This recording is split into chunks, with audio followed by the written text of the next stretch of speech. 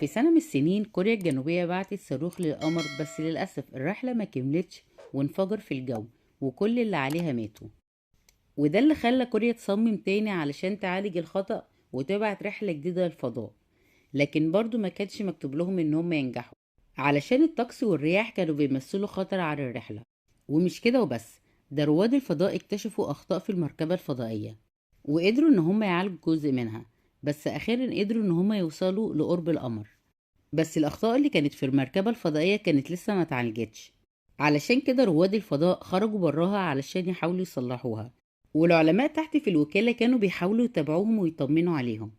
والملازم تشو راح يشوف خزان الوقود، فلقى ان هو بيسرب، وفجأة وهو بيحاول يعالجه انفجر فيه، وبعدها وقع في الفضاء.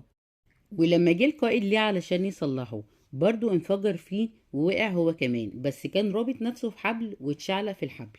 وفي الوقت ده الإرسال اتقطع والوكالة ما كانتش عارفة تتابع معاهم. ونرجع تاني لمركبة الفضاء، اللي الرائد وونج كان في المركبة وكان بيحاول يفوق القائد. ولما فاق لقي نفسه ان هو بينزف والخوذة بتاعته اتشرخت، وعرف ان زميله وقع في الفضاء. وفي الوقت ده وونج كان بيحاول ان هو يطلعه، بس ليه حذره ان هو يفتح المركبة، علشان لو فتحها كلهم هيموتوا، وهو اصلا قدامه 15 دقيقة والاكسجين بتاعه يخلص. فقرر ان هو ما يستناش الموت، وشال حزام الامان بتاعه ورمى نفسه في الفضاء لحد ما يموت. بعدها الارسال رجع تاني للوكالة وتواصلوا مع وونج، وكانوا بيحاولوا ان هم يشوفوا حل علشان يقدروا ينقذوه. فراحوا طلبوا مساعدة الدكتور كيم، وده رئيس الوحدة الأولى اللي طلعت زمان وعنده خبرة في معالجة المشاكل. بس هو طلب منهم إن هم يطلبوا المساعدة من وكالة ناسا، بس الوزير رفض، علشان ناسا كانت معارضة الرحلة من أولها. فلو طلبوا إن هي تساعدهم هي مش هترضى تساعدهم. وفي الوقت ده وونجو كان لسه فوق في المركبة الفضائية وكان بيواجه مصيره، ودرجة الحرارة بدأت إن هي تنخفض والجو كان بيتلج. والدكتور كيم تحت كان بيديله التعليمات علشان يساعده، وفعلا قدر ان هو يدخله مدار القمر. وونج عرف منه ان هو صاحب ابوه، وكان معاه في الرحلة الاولى اللي طلعت، كان هو رئيس الرحلة اللي انفجرت. وفي الوقت ده كان كيم بيحاول يطلب المساعدة من طليقته جينيفر، وهي شغالة في وكالة ناسا علشان هم هيقدروا يساعدوه، بس هي قالت له ان هم صعب ان هم ينقذوه. وفي الوقت ده وونج قرر ان هو يهبط على القمر، بس كيم حذره وقال له ان هو هيبقى خطر عليه، وهو هيحاول يصلح المركبة ويرجعه تاني الارض. بس وونج ما كانش واثق فيه، لان هو من 5 سنين ما عرفش يصلح المركبة اللي ابوه كان عليها، علشان كده مات. فقرر ان هو ينزل القمر ويبقى اول رجل فضاء كوري نزل على القمر، ويكمل العملية اللي هو جاي عشانها طالما احتمال ان هو يموت. وفي وسط القلق والتوتر اللي هما كانوا فيه، هو أخيرا قدر يهبط على القمر، وبكده يكون أول رائد فضاء كوري يهبط على القمر بنجاح. ولما نزل على القمر حط بدل زمايله اللي ماتوا قبل ما يوصلوا علشان يبقى حقق أمنياتهم. وكان قدامه 5 ساعات بس وبعدها لازم يرجع مركز القيادة بتاعه. فبدأ يشوف مهمته على القمر وياخد عينات من التربة. وفي الوكالة جات لهم معلومات من ناسا إن في انهيار نيزكي هيحصل على القمر، ولازم يطلبوا من وونج إن هو يرجع مركز القيادة بسرعة. ولما حذروه هو طمنهم إن الأمور تمام، لكن فجأة لقي إن فعلا في انهيار نيزكي، وكان بيحصل انفجارات في القمر. بعدها الوضع بقى خطر عليه، علشان كده طلبوا منه إن هو يرجع مركبته بسرعة. فوهو راجع كان بيحصل انفجارات في القمر في كل مكان حواليه، وهم عرفوا ان في نيزك كبير هيقع في المنطقة اللي هو فيها. وقبل ما يلحقوا يحذروه النيزك نزل قريب منه، وطول ما هو بيهرب وبيحاول يرجع لمركبته الأرض كانت بتنفجر من تحتيه. بعدها وقع في حفرة عميقة، وكان التراب بيغطيه وهيدفنه، فاستعمل الريبوت بتاعه علشان يساعده ويسحبه فوق. واخيرا قدر ان هو يرجع لمركبته وانطلق بعيد عن القمر. لكن فجأة حصلت مشكلة في المركبة وبدأت ان هي تقع، فهم طلبوا منه ان هو يفصل الجزء المنهار عن الجزء اللي هو فيه. وعمل كده والجزء المنهار وقع تحت، وهو كان بيحاول ان هو ينقذ نفسه، لكن اتخبط في راسه واغمى عليه، فبدأ ان هو ما يقدرش يتنفس.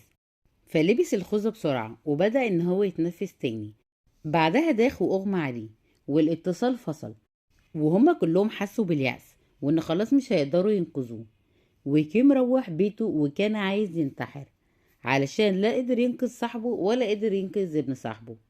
بعدها جات له رسالة بيعرفه ان وونج لسه عايش، واداله الرمز اللي يقدر يوصل لوونج بيه.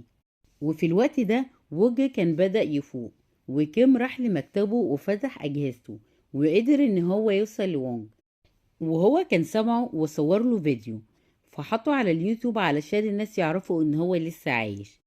وعرف موقعه على القمر، وكان سامع صوت الانفجارات حواليه. بعدها كيم راح لوكالة الفضاء علشان يعرفهم ان وونج لسه عايش وعلشان يلحقوا يساعدوه. بعدها كيم بيعرف ان اللي بعتله رسالة وفيها رمز الوصول لوونج هي جينيفر طليقته اللي بتشتغل في وكالة ناسا. وعرف ان علماء ناسا كانوا عارفين موقع وونج، بس كانوا رافضين يقولوا لكوريا اي معلومات عنه علشان يفشلوا في مهمتهم. ونرجع لوونج هو في مركبته واتعور بسبب التخبيطات اللي اتخبطها، فكان بيحاول ان هو يعالج نفسه. ووكالة الفضاء قدروا ان هم يرجعوا يتواصلوا معاه تاني. بعدها الوزير جه يتخانق معاهم علشان هم حطوا فيديو على اليوتيوب بيقول ان وونج لسه عايش، بعد ما الرئيس والوزراء اعلنوا خبر وفاته، وهم كده بيحرجوهم قدام الشعب. فكان عايز يعرف مين اللي عمل كده علشان يتعاقب. بس بعدها جالهم خبر ان وكالة ناسا وافقوا ان هم يتعاونوا معاهم علشان يقدروا ينقذوا وونج، وده بسبب انتشار مقطع الفيديو وضغط الامريكان على الوكالة علشان يقدروا ان هم ينقذوه. فحاول ان هو يطير المركبة، بس الوضع فشل ووقعت بيه، ووونج فقد الامل وقال ان هو طالما هيموت فينجز ويموت نفسه. واعترف لهم ان هو هيعمل زي ابوه، واعترف لهم ان هو قرا مذكرات ابوه، وعرف ان ابوه قبل الحادثة بشهرين كان عارف ان المركبة الفضائية فيها مشكلة وممكن يحصل لها حاجة، بس هو رفض يقول لهم علشان يعمل الرحلة دي ويبقى عمل انجاز حتى لو هيموت، ويبقى اول رائد فضاء طلع فوق. بس كيم قاله ان في تكملة للحقيقة، وهي ان ابو وونج جاله قبل الرحلة بيوم وقاله ان المركبة فيها مشكلة واحتمال ان هي تنفجر. بس كيم رفض علشان الرحلة دي اتأجلت قبل كده 5 مرات، وما كانش عايزها ان هي تتأجل تاني. وقال ان الرحلة دي لازم تكمل علشان يبقى اول رئيس لأول رحلة فضاء طلع للفضاء في كوريا. وكيم كان بيطلب من وونج ان هو يحاول يعيش ويسامح ابوه، لان اللي حصل للمركبة الاولى ما كانش غلطته. فاقتنع بكلامه وسامح ابوه ورجع الاكسجين تاني، وطرب المركبة علشان يروح الجانب الامان من القمر. وفي الوقت ده جينيفر كانت بتحاول تساعده، وكانت بتحاول تقنع رواد الفضاء اللي في ناسا علشان يساعدوه. وده اللي زعل منها علماء ناسا واشتكوها، بعدين اتقبض عليها واتهموها ان هي بتدي معلومات من الوكالة لوكالة تانية. وعلماء كوريا لسه بيساعدوا وونج، وطلبوا منه ان هو اول ما يطلع فوق القمر ويقرب منه ينط، لان المركبة كده كده هتنفجر. ولما وقع فوق القمر الارسال اتقطع، فلما فاق كان سامعهم وهم بيحاولوا يتواصلوا معاه، وكان شايف الارض، وقدر ان هو يرجع الاتصال بيهم تاني، وعرفهم ان هو وصل عند النقطة اللي المفروض يوصل عندها، وعرفوا ان هو نجح في مهمته. فعمت الفرحة في ارجاء المكان علشان عرفوا ان هم اخيرا نجحوا وبعتوا اول رائد فضاء كوري للقمر. بعدها رواد الفضاء التابعين لناسا طلعوا وانقذوه. بعدها رجع لكوريا وكانوا مستقبلينه باحتفالات الشعب والحكومة، وبقى اول رائد فضاء كوري يوصل للقمر ورفع العلم الكوري على القمر.